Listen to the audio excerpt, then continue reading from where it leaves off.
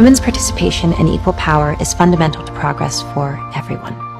I'm sure you are aware of the evidence which shows conclusively that equality between women and men make us all safer, happier, more prosperous, and more successful.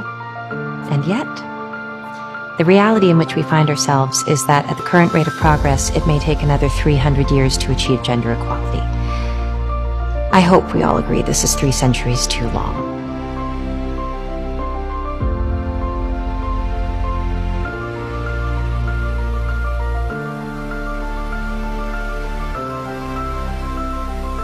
Magandang araw sa inyong lahat. Ako si Maria Luisa at aking dadlalumatid ang pinagmulan ng kaisipang feminista sa Pilipinas.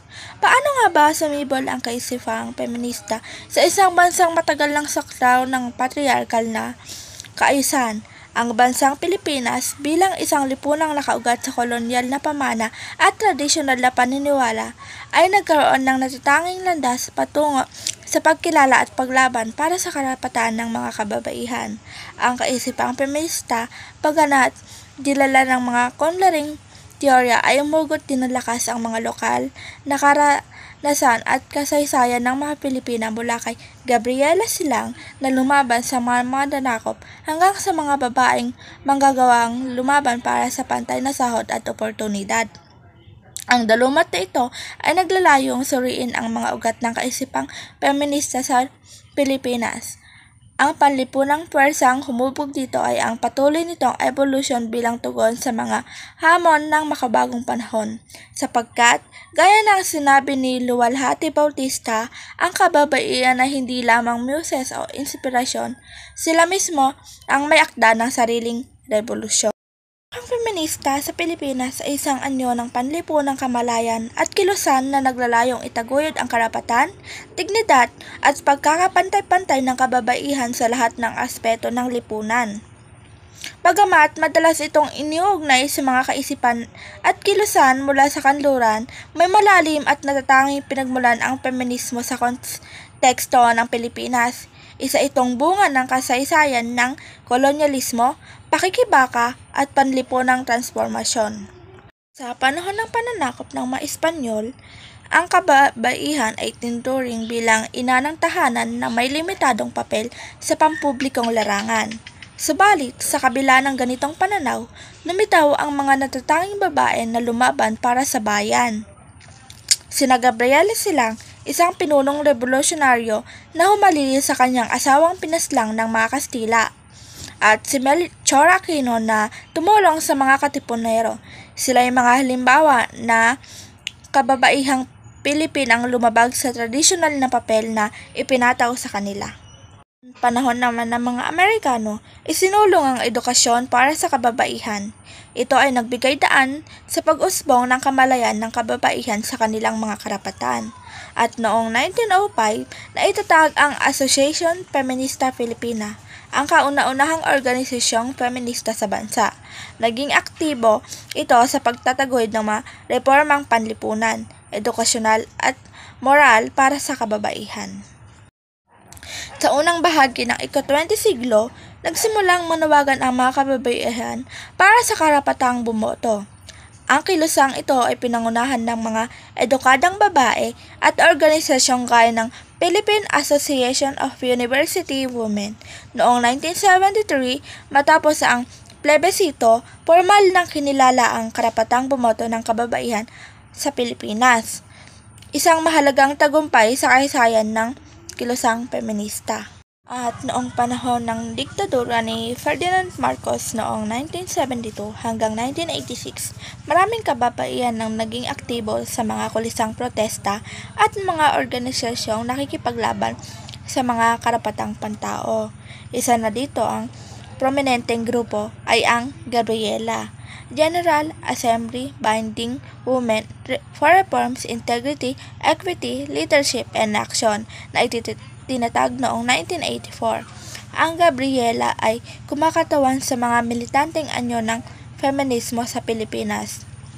Isang feminismo na hindi lamang tumututok sa usapang pangkasarian kundi pati sa kahirapan, karahasan at mga pinagmulang hindi pagkapantay-pantay. Sa makabagong panahon ngayon, ang feminismo sa Pilipinas ay patuloy na umunlad at umangkop sa mga malawak na usapin.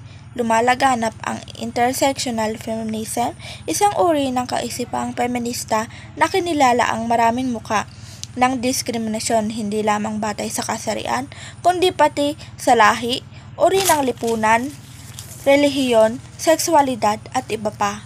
Ang mga kampanya para sa Reproductive Health Law, Anti-Violence Against Women and Children Act at Divorce Law ay bahagi na ng mga kontemporaryong isyong sinusuportahan ng mga feminista. Sa makabagong panahon ngayon, ang mga feminista ay patuloy na nagsisilbing tinig ng kababaihan at iba pang sektor ng lipunan na matagal nang ipinapatahimik. Sila ay ang mga individual, babae man o lalaki na nandigan para sa pagkapantay-pantay ng kasarian laban sa lahat ng anyo ng diskriminasyon at karahasan. Hindi lamang ito laban sa mga kababaihan para sa karapatan sa pagboto o pag-aaral gaya nung unang yugto ng kilusang feminismo. Sa halip, ito ay naging mas malawak at mas iniklusibo sa paglipas ng panahon. Sa kasalukuyan, inalaan ng mga feminista ang pantay-pantay na sahod sa trabaho, mas ligtas na espasyo para sa kababaihan, ang karapatang mamili para sa sarili, lalo na sa usaping pangreproduktibo. Isa ring mahalagang bahagi ng kilusan ngayon ang pagkilala sa iba't ibang lahi o uri ng pamumuhay. Tinawag itong intersectional feminism na nagsusulong ng katarungan para sa lahat. Hindi lamang para sa isang grupo. Marami ring kabataan ngayon na mas mulat at aktibo sa usaping ito. Sa tulong ng social media, mas nagpapalaganap ang kaalaman at mas nagbibigay pansin ang mga isyu ng karahasan, diskriminasyon at hindi pagkakapantay-pantay.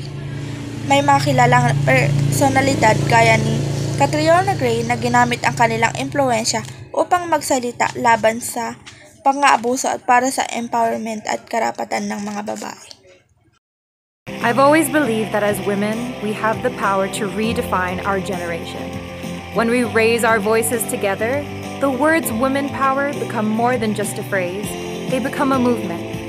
I wanted my year to be a reign with purpose, from advocating for quality education for all to raising awareness for HIV/AIDS. I've strived to use my voice for good. Thank you to Mom and Dad for always believing in me, Paula and Esther for your mentorship, the Miss Universe organization, and to Team Mga feminista sa panahon ngayon ay hindi lamang mga aktivista sa lansangan, sila rin ay mga guro, artista, ina, profesional at kabataan na may iisang layunin. Ito ay makamit ang isang lipunang pantay-pantay, ligtas at makatarungan para sa lahat. Ang kanilang adhikain hindi laban sa kalalakihan kundi sa temang matagal nang pumipigil sa kababaihan at iba pang sektor ng lipunan upang ganap na makimit ang kanilang potensyal. Ang feminista sa Pilipinas ay isang produkto ng mahabang kasaysayan ng pagkilala mula sa mga revolutionaryos ng panahon ng Espanyol, sa mga edukadang kababaihan ng panahon ng Amerikano, hanggang sa mga aktivista ng martial law ng mga progresibong leader ng kasalukuyang panahon.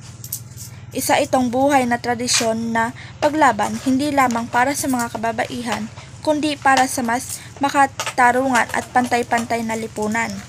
Ang feminismo sa Pilipinas ay hindi hiram, kundi likas, hindi banyaga, kundi bahagi ng ating kolektibong pagkikibaka bilang isang. At sana, balang araw, makamit na natin ang ating matagal na inaasam. At laging tandaan na feminism is not just about women. It's all about letting all people live fuller lives. Yan lang po. Thank you so much.